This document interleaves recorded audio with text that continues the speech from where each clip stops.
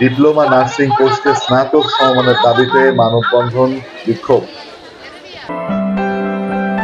Diploma nursing কোর্সকে স্নাতক সমমান করার দাবিতে মানববন্ধন ও বিক্ষোভ সমাবেশ করেছে ঝিনাইদহ নার্সিং ইনস্টিটিউটের শিক্ষার্থীরা। সকালে সদর হাসপাতাল চত্বরে মানববন্ধন ও বিক্ষোভ সমাবেশ করা তারা। আমাদের দাবি একটাই যে ঊর্ধ্বতন কর্মকর্তাদের জানাইছি আমরা আমাদের ডিপ্লোমাকে ডিগ্রি করার জন্য, এবং তারা সেটা বিবেচনা করে দেখছে এবং তারা এই কয়েক মাস ধরে দেখেই যাচ্ছে। তাই আমরা বাধ্য হয়ে আজ আমাদের ক্লাসরুম এবং ক্লিনিক্যাল প্র্যাকটিস বর্জন করে আমরা রাজপথে নেমেছি। আমাদের দাবি একটাই হবে ডিপ্লোমাকে ডিগ্রি করার জন্য।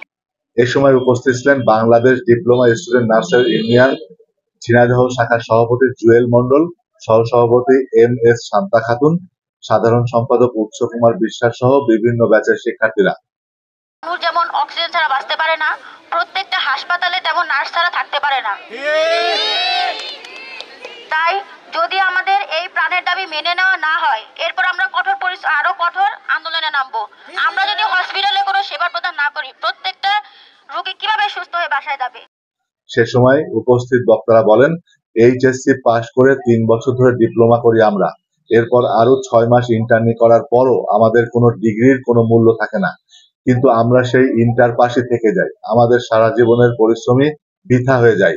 কাজেই আমাদের diploma in nursing science and midwifery ও ডিপ্লোমা ইন মিডওয়াইফারি কোর্সকে স্নাতক সমমানের ডিগ্রি দিতে হবে। একই সাথে বক্তারা আরো বলেন, আমাদের দাবি মেনে না নিলে আন্দোলন আরো কঠোর হবে।